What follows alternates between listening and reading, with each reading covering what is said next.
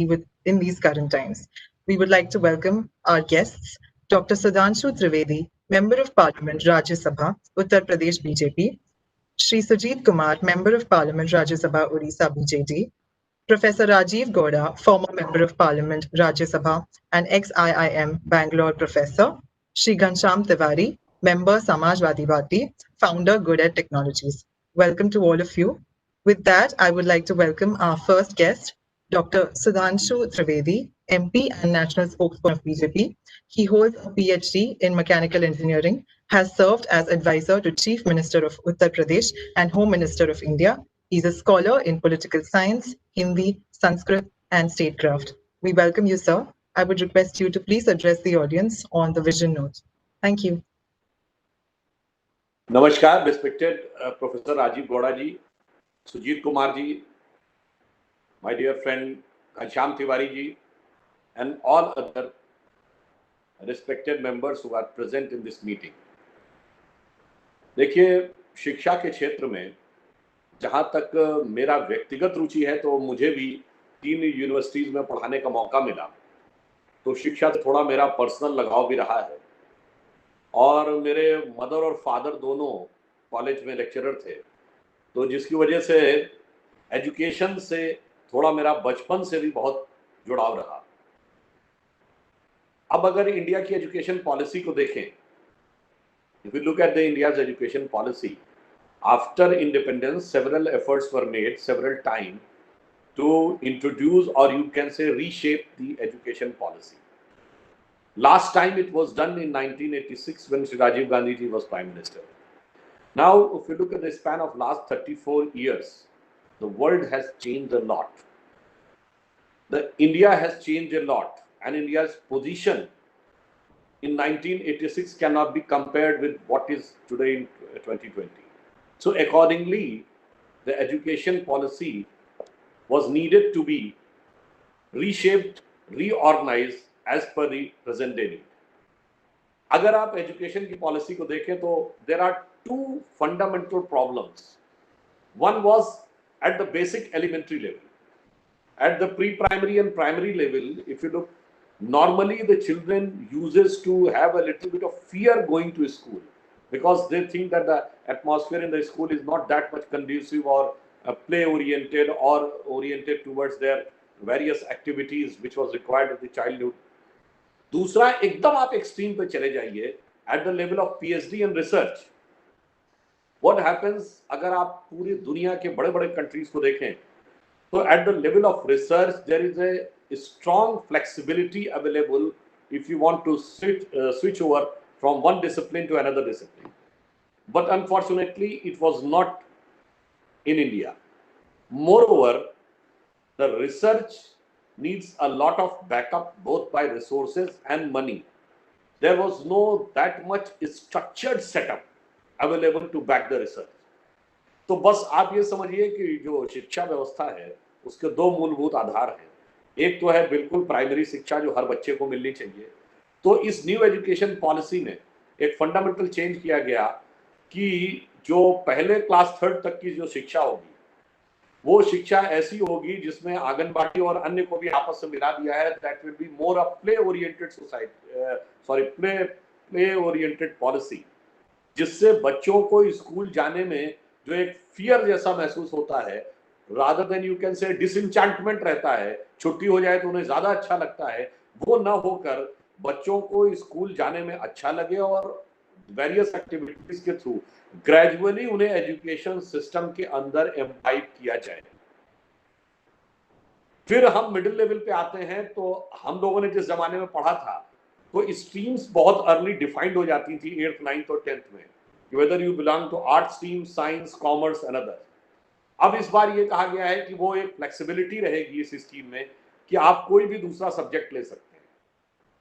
When you go further ahead eight the level of the graduation, जो पहले 10+2 थी और 5+3+3 हो गई है. ग्रेजुएशन में क्या होता था कि there is a 3 years graduation, but unfortunately if a person is unable to give the final exam in the final year of its graduation, the entire 3 years got wasted. तो अब क्या किया गया है कि वो जो 3 years की डिग्री है उसको एक एक साल के वेरियस पार्ट्स में डिवाइड कर दिया गया। First year, if you leave after first year you will get a certificate. If you leave after second year, you will get a diploma. If you leave after third year, you will get a full-fledged degree. And if you go for 4 years degree program, you will get a research degree. In that case, if you are having the 4 years degree program, then for doing PG, you just need 1 more year. And if you have a normal degree, that is 3 years degree, for PG you have to do for 2 years. तो अगर देखा जाए तो एक flexibility कर दी है कि अगर किसी को बीच में कोई जॉब अपॉर्चुनिटी मिल गई तो वो स्विच ओवर कर सकता है और उसके पास कोई ना कोई सर्टिफिकेट है। ऐसा नहीं है कि वो 3 साल या तो वो सीधे थर्ड ईयर का फाइनल ईयर नहीं दे पाया तो सडनली उसकी क्वालिफिकेशन 12th पास। ये एक बड़ा चेंज किया गया है। और साथ ही साथ एक और बात भी की गई है, एक डिजिटल डाटा रिकॉर्ड होगा, यानी अगर आपने ग्रेजुएशन का फर्स्ट ईयर या सेकेंड ईयर करके छोड़ दिया तो that will remain in your record, that will be nationwide. From anywhere, any other university, you can go and at an appropriate time, whenever you want, you can complete your rest of the course. अभी तक ये होता था कि आपने जिस university से किया है, फिर आपने बीएससी यदि यहाँ से किया है तो फिर उसी यूनिवर्सिटी से आकर आप बीएससी करिए। तो ये 2 बड़े लेवल की फ्लेक्सिबिलिटीज देने की कोशिश की गई। थर्ड स्टेज ये है कि इसमें इंडियन लैंग्वेजेस को काफी इंपॉर्टेंस दी गई है और ये प्रयास किया गया है कि जो स्टूडेंट पढ़ाई करें एज फार एज पॉसिबल अपनी मदर टंग में करें तो वो ज्यादा बेटर होगा। तो लैंग्वेज पॉलिसी को कोशिश की गई है ओरिएंट करने की कि जो भारतीय भाषाएं हैं उनके अनुरूप चलने का प्रयास करें। क्योंकि देखिए एक बात मैं साफ कहना चाहता हूँ, ये बात सही है कि English has been worldwide used and accepted, but you should also try to learn any country which wants to become great and lead the world. You cannot name a single country in the world which is leading with their fundamental education in the foreign language. आप 20th century में देख लीजिए, whether it was Germany, whether it was France, whether it was Russia, whether it was China, whether it is Israel. तो अब हम practicality के साथ साथ यह भी देखें, और मैं उसमें लिंग्विस्टिक एस्पेक्ट में ज्यादा डिटेल में न जाते हुए कि कौन सी लैंग्वेज साइंटिफिक है, कौन सी इफेक्टिव है, किसके पास लिटरेचर ज्यादा बेटर है, किसके पास, वो सब एक अलग चीज है। मैं तो सिर्फ ये कह रहा हूं कि जो एक नेचुरल कोहेरेंट एक्सप्रेशन आता है particularly in the rural and tribal areas, that only comes in their mother tongue, so we try to encourage that thing also. अब अगर हम एकदम टॉप लेवल पे आते हैं तो आज के जमाने में जो रिसर्च है वो इतनी मल्टी डिसिप्लिनरी है, if you do not provide the flexibility. मैं एक एग्जांपल देना चाहता हूं। One of my colleague in my university who was very widely and highly educated, उन्होंने हार्वर्ड से पीएचडी किया था, क्लीवलैंड से पोस्ट डॉक किया था, एक कोर्स पेरिस में किया था, एक ऑस्ट्रेलिया की क्वींसलैंड यूनिवर्सिटी में किया था। तो वो इस बात के ऊपर रिसर्च कर रहे थे कि जो आर्म्स के अंदर किसी के एक्सीडेंट के बाद जो लगते हैं पार्ट्स, उसके मैकेनिकल एस्पेक्ट पे कर रहे थे। अब जब उसके मैकेनिकल एस्पेक्ट के ऊपर रिसर्च करनी है तो you have to have certain level of knowledge of biology और फिजियोलॉजी। अब अगर आप ये कहेंगे साहब बायोलॉजी तो आप तो मैकेनिकल इंजीनियरिंग में कर रहे हैं, तो बायोलॉजी तो बिल्कुल अलग सब्जेक्ट है, बट आज की डेट में आप देखें तो दोनों आपस में इंटर रिलेटेड है। Second example I can give, in this period of Covid, if you want to develop a vaccine or you want to develop an immunity related medicine, then the immunity related things are mostly in Ayurveda and homeopathy. In the general allopathic medicine there is no immunity related thing. So if you want to switch over and include the Ayurvedic herbs in your research and try to have a clinical testing of that, then you have to have the fundamental knowledge of the Ayurveda. Even for reading the real text you have to have at least an elementary knowledge of the Sanskrit language, so that you can read directly the text. So for that you should have a flexibility to switch over to another subject and then coordinate with both the subjects and go for the new research. तो मेरा सिर्फ ये मानना है कि pre primary से लेके middle से लेके लिंग्विस्टिक एस्पेक्ट से लेके हायर लेवल रिसर्च तक, और गवर्नमेंट ने एक नेशनल रिसर्च फाउंडेशन है जिसमें कई हजार करोड़ रुपए गवर्नमेंट डालेगी just in order to ensure, और इसके अलावा जो टॉप की 100 यूनिवर्सिटीज होंगी उनको फ्लेक्सिबिलिटी दी जाएगी कि फॉरेन यूनिवर्सिटी के साथ कोलैबोरेशन करें। So we also want to have a proper network and efficacy at the global level. तो मैंने सिर्फ ये कहने की ये प्रयास किया कि इस एजुकेशन पॉलिसी में रीजनल लैंग्वेज से लेकर ग्लोबल एस्पिरेशन तक, इनिशियल प्ले स्कूल से लेके मल्टी डिसिप्लिनरी रिसर्च तक और रिसर्च फाउंडेशन के लिए रिसोर्सेज और मनी इंश्योर करने तक सारे प्रकार की व्यवस्थाएं की गई हैं। और अंत में मैं सिर्फ ये कहना चाहूंगा, देखिए हम दुनिया में एक इकलौते देश थे जहां दुनिया से सारे लोग पढ़ने आते थे, चाहे चाइना से आते थे, चाहे ईरान से आते थे, चाहे अरब से आते थे। और जब हम ये कहते हैं कि हम विश्व गुरु थे, तो उसके लिए हमारे धर्मशास्त्रों में लिखा है कि एतद् देशे प्रसूतस्य सकाशादग्र जन्मना स्व स्व चरित्रम शिक्षेरन पृथ्व्याम सर्वमानव। इसका मतलब है this was a country in which the people used to come from all over the world to get the education and enrich their character also and get inspired. और finally मैं word कहना चाहूंगा, most of the country want to become the superpower of the world. We do not want to become the superpower of the world. हम superpower नहीं बनना चाहते because power dominates, but we want to motivate the world.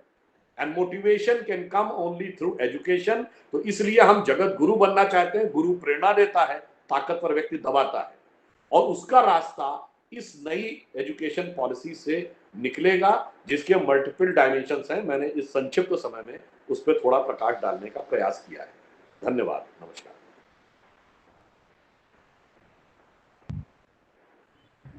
Thank you so much, sir, for those very inspiring words. We know that you have a hard stop and you've specially taken out time for this session. So thank you for joining us today. Thank you so much. Rajiv जी, मुझे 7 बजे जाना है, क्षमा करिएगा, मैं निकलता हूं। You're welcome. Okay, sir. So with that, I would like to welcome our next guest, Shri Sujeet Kumar, Member of Parliament, Rajya Sabha, Odisha, BJD. Sujeet Kumar ji is an MP representing the state of Odisha at Rajya Sabha. He hails from the district of Kalahandi, Odisha, and is affiliated to Biju Janata Dal. He has an engineering degree from University College of Engineering, UCE, Barla, MBA from Oxford Set School of Business, MBA from Harvard Kennedy School, and has worked with Infosys and World Economic Forum. We welcome you, sir. I would request you to please address the audience on the vision note.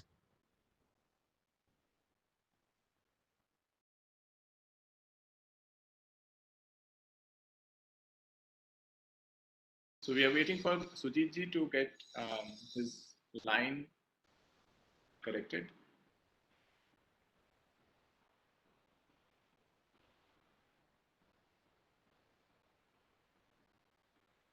Okay, while that happens, Garima, let's continue. Yes, I think so. We'll join in back. I would now like to welcome Professor Rajeev Gowda, former Member of Parliament, Rajya Sabha, and ex-IIM Bangalore professor.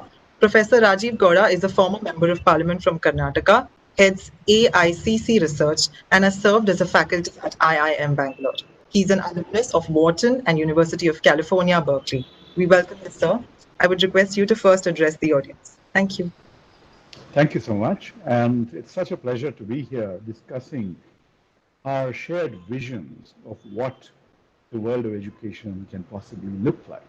And the Internet and Mobile Association is an appropriate organization to host this because Internet and mobile are platforms that have the potential to transform the Indian education landscape. So when you think about what that vision might possibly be, think about the fact that we've had tremendous inequality of access all these years. And if we don't remedy that today, we are going to essentially sacrifice the futures of so many youngsters. And India is one of the most youthful countries in the world. Every year that we delay, we are really missing out on achieving the full potential, that unique demographic dividend that is there waiting for us, if we are able to seize the opportunity. And so think about what all dimensions we need to pay attention to.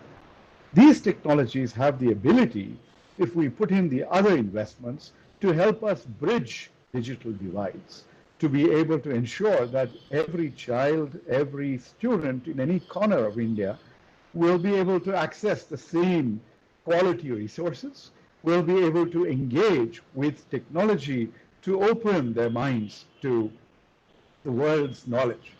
And many times when I used to give speeches in colleges, people would say, "Sir, you're from IIM or Wharton, and we don't have that much access to resources." And I'd say, "Sorry, boss, there is the internet. It opens the world to you. So think about how you can actually tap into that." And that's really the challenge before us. How do we take those resources that are out there, build a bridge so that every single person can access it? And by that, I also mean teachers who may want to, transform the way they teach, integrate materials that are taken from across the world, bring in the lessons and lesson plans of the best teachers out there, and find a way to change the nature of how we engage with education from the old rote learning to something that sparks our imagination and creativity. So that's one dimension. Another dimension, of course, is that, just like Sudhanshuji was talking about, the ability to continue education, I think I also describe myself as a continual student. And this ability to continuously learn is something that the platform's technology enables, and we need to facilitate this so that not only those who dropped out, but those who are eager to stay abreast and to get ahead, to change the way they have approached the world and the dimensions of that, the educational careers and trajectories, all of these are going to be something that is enabled by technology. Now, there are certain other visions that come about. Sudhanshu earlier was talking about multiple languages and mother tongues. Actually, we need to be imaginative and creative and find multidimensional, technological approaches to making languages and cultures come alive. We are all, many of us are masters of English, but only when I engaged with Hindi poetry and literature did I, did it resonate in my heart. Okay, similarly, we're missing out on so much of the wealth and culture that exists in our own country, of which, we need to, we are only touching on the surface through a few translations here or there. Technology has the ability to make India come together and allow each and every one of us to celebrate what everyone else is contributing and nurturing in their own cultural domains. But beyond that, I was a professor at IIM and the United States for a long time. I have won competitions to get research grants from the National Science Foundation in the US, etc. So we basically need to create the environment that allows every professor, every teacher in this country to think about going out there and becoming an active researcher. People often tell me again that, "Oh, sir, what can we do? We're not in the right environment," or something. And I say the world is just filled with research topics out there. And you just have to have the right mindset. And one of the things that a National Research Foundation can do, which is build bridges between mentors, people who are adept at research, who are very productive, who can guide faculty everywhere else, so that we are able to build a whole cadre of researchers and innovators.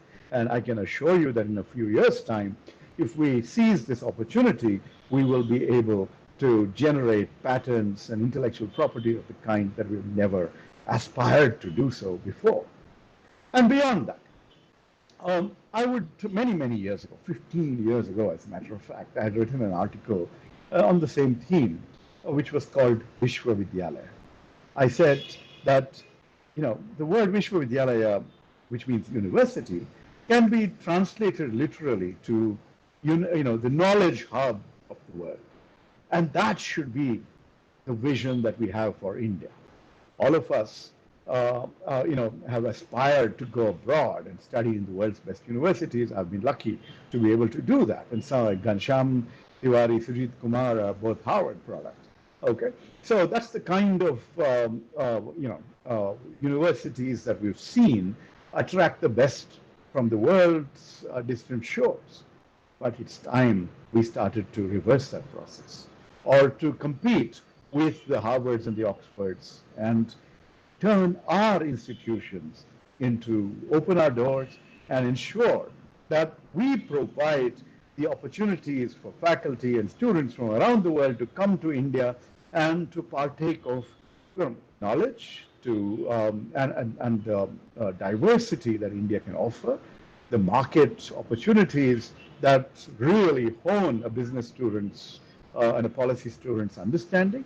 And essentially, we need to say that, look, we actually provide knowledge and education in English at a fraction of the cost of the rest of the world.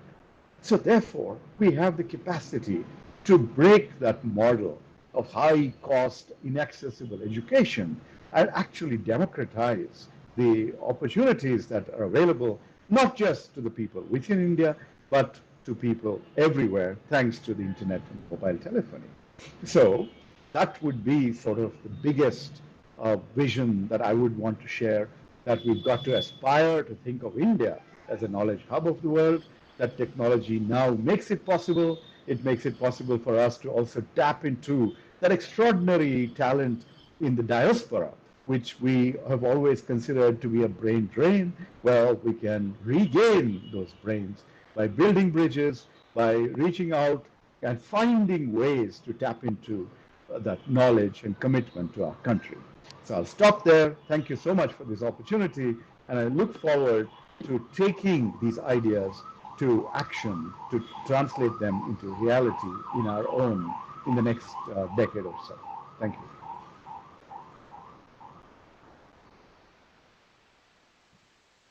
Thank you so much, sir.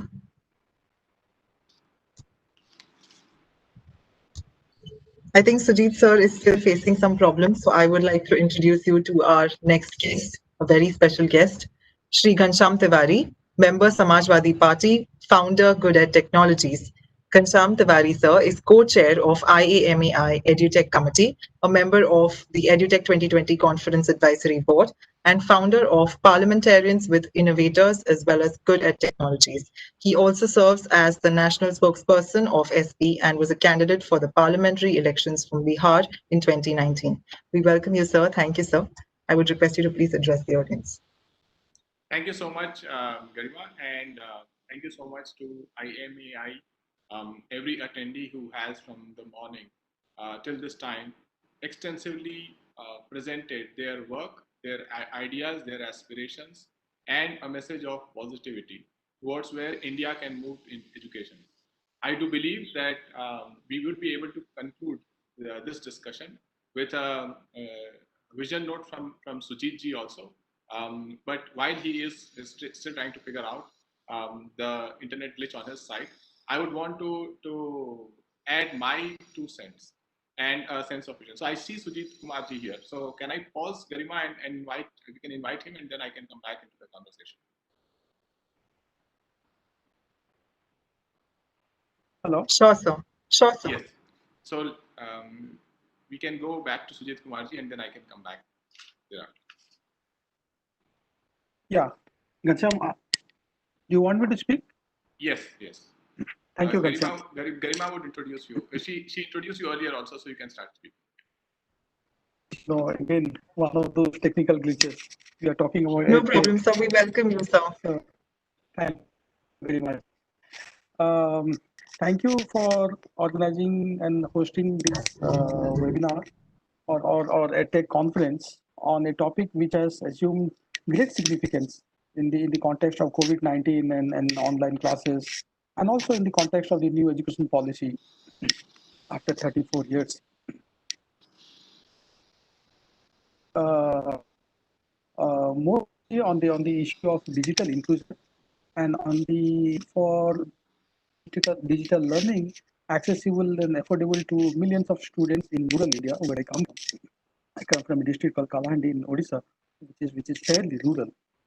For me, digital learning is not about technology, not about content, because we have the best content in the world. You know, we have for-profit, non-profit entities offering content. Ghanshyam, you have yourself started a fairly successful startup, GoodEd, which is offering content. There are dozens of platforms, online platforms. But I think what is rather more critical is the intent, the resources and the last mile connectivity. This is where I think the disconnect, the gap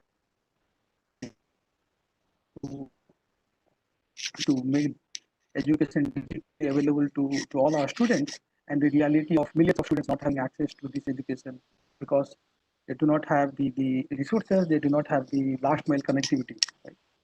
In fact, in my 0 hour intervention in the parliament last week, I raised an issue which has agitated and perturbed my district and neighboring districts of Odisha. BSNL has decided to withdraw cellular services. Can you imagine? BSNL in July came up with a notification that because of revenue loss and because of commercial responsibility, it is withdrawing cellular from Kalahandi and other rural districts, and it happens to be the only provider. So can development be hostage to only commercial considerations? Can development be only about profit and loss? What will happen? I come from the district headquarter town which has geo towers, but there are at least 150 panchayats in my district alone where there is no Geo, no Airtel, no Idea, no Vodafone, nothing. It's only BSNL. And if BSNL withdraws, imagine the plight of people, not to mention the plight of the students, right? So my vision, as a technocrat myself, I'm an engineer, electronics engineer by training.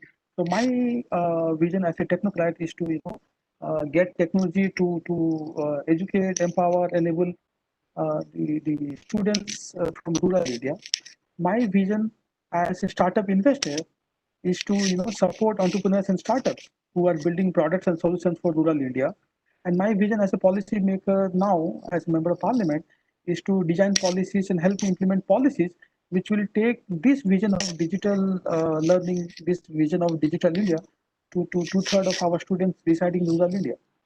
I'd like to share two specific examples from Odisha, uh, which are great examples of digital inclusion and digital connectivity in the present COVID times. One is realizing that not all panchayats, not all villages, not all parts of Odisha can be connected through broadband during this crisis and at such a short notice. We leverage the community radio stations. So we have a very strong network of CRS, community radio stations across Odisha. So we reached out to them. We asked them to develop contents for the primary school students and for the middle school students, for high schools. The state government deputed teachers to work with the CRS. So most of the CRS are managed by non-profit.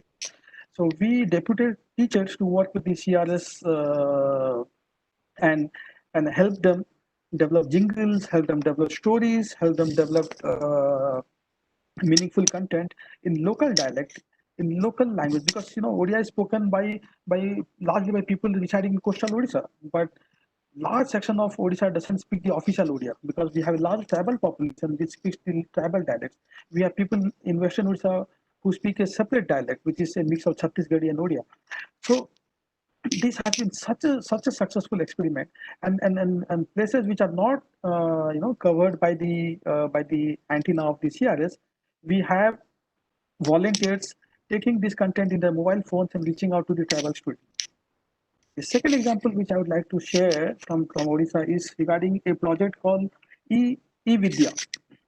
Now it sounds very innocuous, but the beauty of this initiative, which again was started after COVID, after the COVID lockdown, is we have about 5,000 teachers, government teachers, visiting about 23,000 villages, most of which are in the tribal areas of Odisha, carrying with them the content in mobile phone, in hard disks, and playing it out to a group of small students in the villages.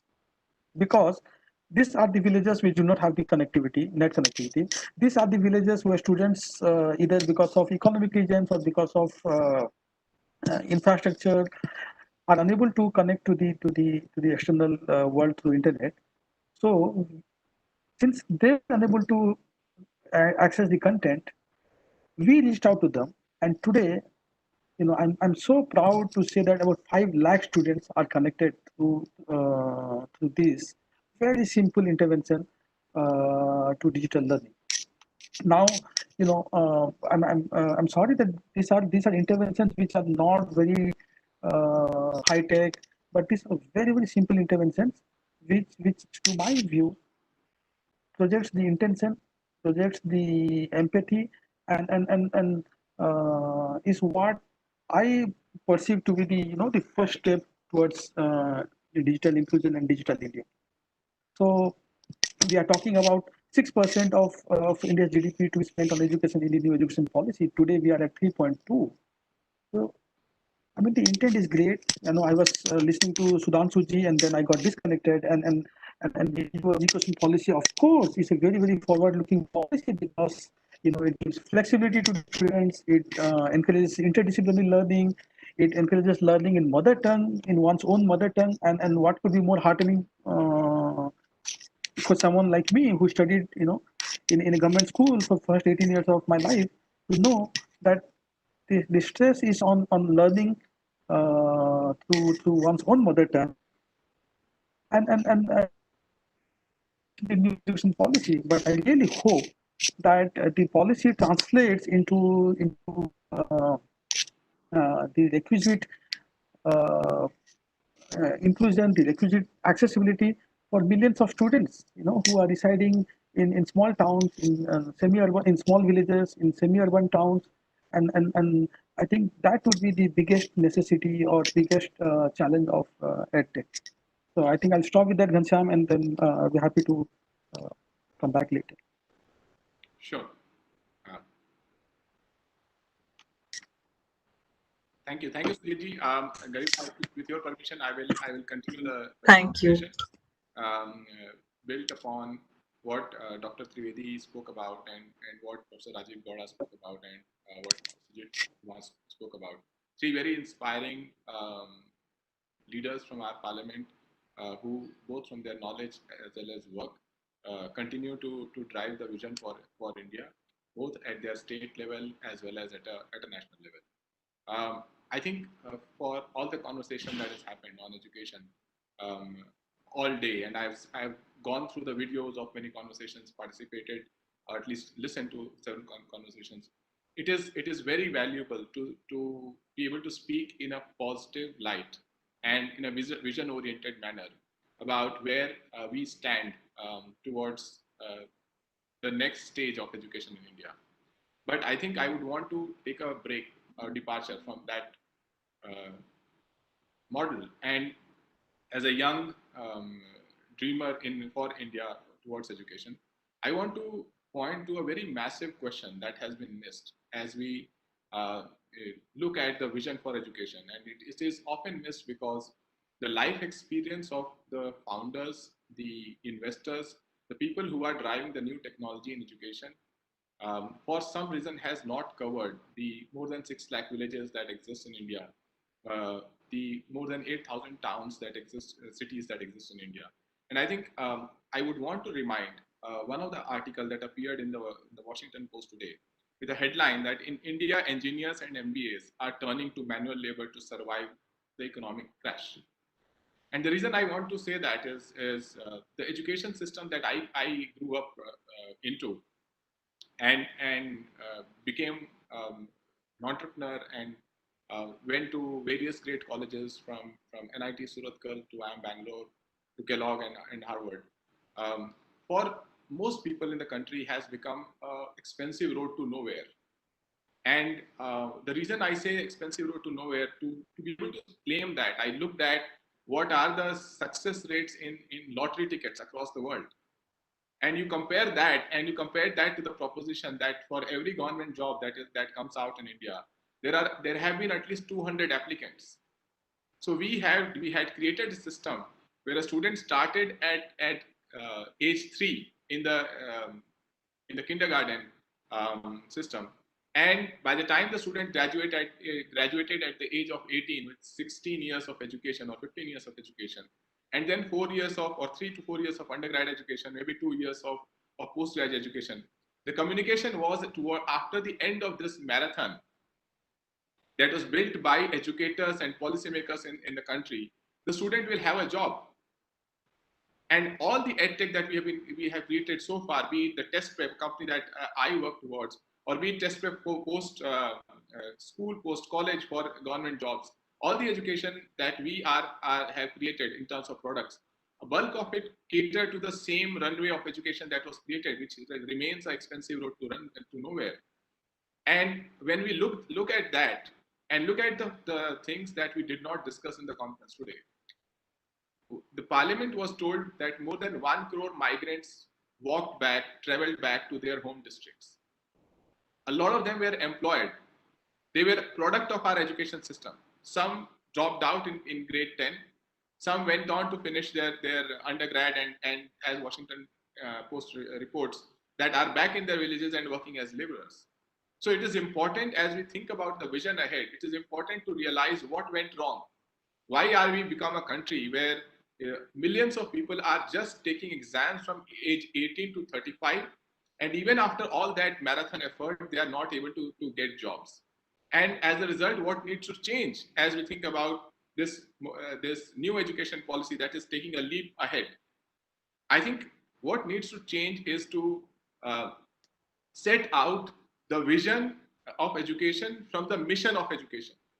And I think the mission of education today is far more important. The mission of education is, as in the morning, our keynote speaker, Mohandas Pai, spoke. He spoke as a cursory glance to the fact that in Bihar, 13% people join the college education.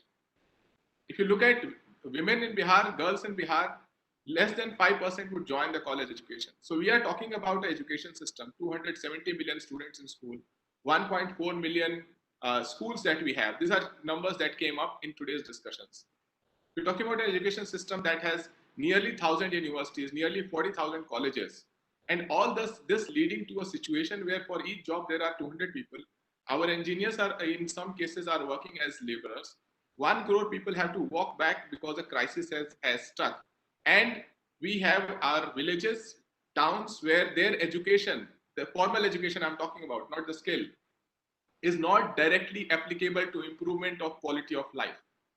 So from that perspective, I think the mission of education at one level, yes, there are these vision of education that education would make each of us a better individual, a better citizen. Collectively, it will make our country a knowledge superpower. It will be a great export from India to the world. It can also make us a great country of soft power, because every Indian teacher trained here can teach hundreds of children in Africa, in many other places at low cost, better quality. Yes, those are all visionary elements of education. But the mission of education has to be that each of us, this new generation that graduates from our education system, has to own their communities, their towns, their villages with the knowledge that they acquire. If their knowledge, or if our knowledge cannot enable us to own and improve the quality of life in our towns and villages, then how will that knowledge help us? No matter how technologically advanced that knowledge is, no matter how big our vision is to become the global superpower of knowledge. Second, that if that knowledge does not incorporate the realities of our life, be it our languages, be it the culture, be it the purpose of education. In Bihar, when I used to give guest lectures to government schools, high schools, I saw two things. One was a pandemic, before this pandemic. That is the inferiority complex, that if I don't know proper English, I will not be a good student.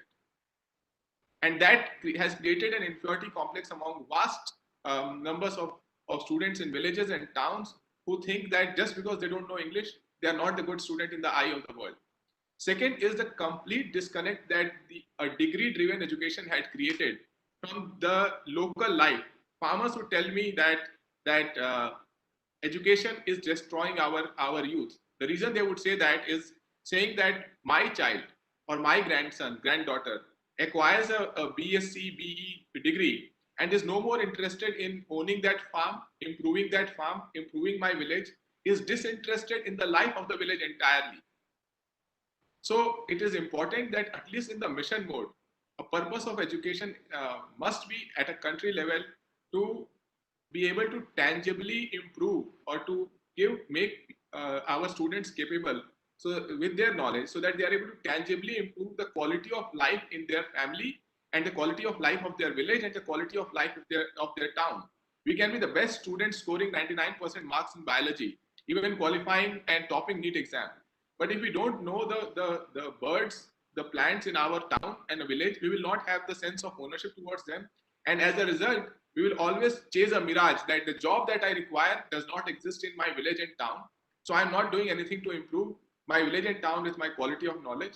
And the job that exists has too many applicants. And then there is this aspiration for a global job, which in any way will shift because of COVID and the new form of globalization that will happen. So summing up, I think my vision of education does not differ from everything that our entrepreneurs, our investors, our great decacons and unicorns are talking about. But I think my mission of education today is not finding enough pioneers, because that mission believes that education must give you knowledge or give us knowledge to tangibly improve the quality of life around us, both in terms of emotional pride towards owning that society, as well as using the knowledge, technology to improve quality of life in that society. And it is that mission we need to have more stakeholders in our country to build that mission, because India will not progress and become a global superpower just on the back of 500 edtech companies and 20, 30 metro and metro-like cities. It will only become a superpower if the quality of life in our towns and villages is better, and it is scientifically integrated to continuous improvements, as well as there's an aspiration to make those towns and villages better through knowledge, through education. And it is that mission that I want to be my note towards what India needs to do or achieve in terms of education. We should look towards a future where if a similar pandemic strikes in 20 years from now, 1 crore people should not walk back home without with a sense of poverty, with a sense of desperation, and reaching there, not finding a job, not finding the dignity of a livelihood. And not to say that nearly 30,000 people died in transit. So my vision of education is this mission, that education should locally empower people before we chase global dreams. Or if we chase global dreams, it should not leave behind the local aspirations with respect to education.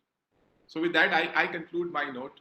I would invite questions if anyone has any questions.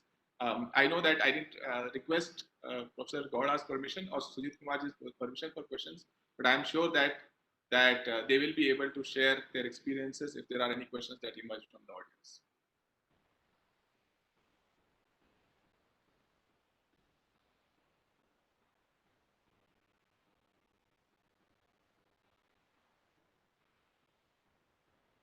So, Garima, if there are questions, we'll take it, or I invite you to take over to conclude the discussion. Yes, sir. There are or two, I think, a few questions. Sure.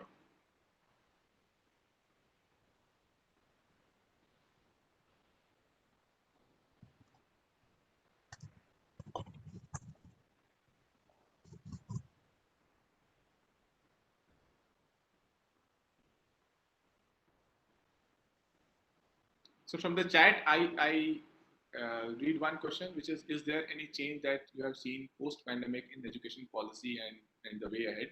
I invite Professor Gowda and then Sujeet Kumarji to speak about that in a even broader sense, that what does the new normal look like from education, job, livelihood,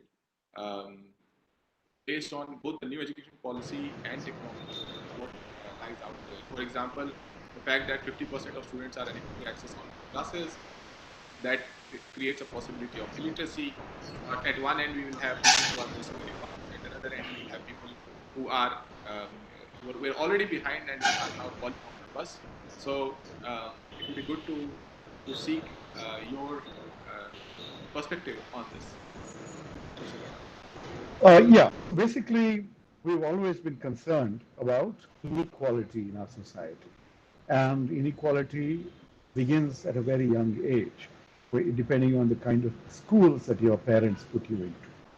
And, your life's trajectory it significantly depends on that. And what the pandemic and the lockdown showed us was that that stark reality is magnified when technology comes into play, because only small sections of India were able to continue their education in a seamless manner. Everyone else was essentially left out. So that is something that provides us both, it's a problem, but it's also an opportunity for us to find ways to correct that. And that's what technology can help us do. Simultaneously, there is the other issue of the benefit from the pandemic, which is people getting comfortable with the idea of using technology. Technology has not been something new in the context of education, but fundamentally we have not been willing to embrace it in a significant way. And now teachers have been forced to, learn how to connect and keep students engaged and the whole exercise. And so this, even in political parties, we've learned to do, internal national level meetings all online. So basically, the positive is that people are now beginning to embrace technology. So between these two angles, there is the building block towards the more technology-enabled educational future, which will be inclusive, which will be transformative. So that's where I think we would be going if we learn the lessons right. Sujeet Kumarji? Yeah, Ghanshyam, I completely echo what Professor Gowda was saying. On the positive note, you have people becoming more comfortable with technology, as Professor Gowda was just pointing out. But on the other hand, you have a huge gap between the digital have and the digital have not, which is only getting amplified. People will only get comfortable with technology if they have access to technology in the first place. If they have access to internet, if they have that last mile connectivity, which unfortunately is not the case for the vast majority of India, right? So I really hope that this provides an opportunity and motivation to the government to expedite the Bharat Net project. You know, the idea of digital India, e-Kranti, where wants to connect every single village, every single panchayat of the country. But I think we are uh, uh, nowhere near that goal, which is what is a big frustration for me. So, if God forbid, if this lockdown extends for another year or so, just imagine the number of students in rural India who are going to be left behind probably forever. My biggest fear, and I really hope that the government seriously uh, takes a very serious and urgent view about this and does something about it. Sure. Thank you so much, Professor Gowda and Sujeet Kumarji. There's one final question. I will take that, and with that, we'll conclude. Um, the final question is about that at a time when countless teachers are losing their jobs and reskilling is not a choice but an imperative, how do we encounter the lag in reskilling arising from economic and social disparity? I think this is a very important question across board with people losing jobs, and many of them will not be able to go back to their jobs. And it is at times like this the government has to be innovative and think about market-linked methods such as skilling vouchers that they are able to, or even education vouchers that they are able to provide with a timeline of next 2-3 years, that those who lose their jobs or their jobs become unviable due to pandemic, right, are able to uh, reach another option where they are able to rescale for courses that may be supported or subsidized by government. And as a result, it leverages the demand in the honest sense, while government provides for the demand rather than suggesting what they should be doing. With that, I want to sincerely thank Professor Rajeev Gowda, and Sujeet Kumarji, and Garima for being an excellent host to our session. And IMAI. Also want to thank you. Dr. Sudhanshu Trivedi. I think it is great to be able to speak about a future vision for India in a bipartisan manner, with a lens of grassroots as well as aspiration for the sky, to make India a knowledge superpower and a knowledge leader in true sense. So with that, I want to thank everyone at IMAI and everyone who has watched this conversation. And I hope that collectively, when next year we do this summit, we will have a lot more case studies to discuss on how we transformed education and skilling landscape in India in the face of this devastating pandemic. Thank you. Thank you so much, Ghanshyam sir. Thank you, Mr. Gowda. Thank you, Mr. Kumar. With that, we come to the end of our conference. It is now time for us to sign off at EDUTECH 2020 with the promise of yet another ambitious conference coming up with IMAI very soon. Thank you so much. Take care.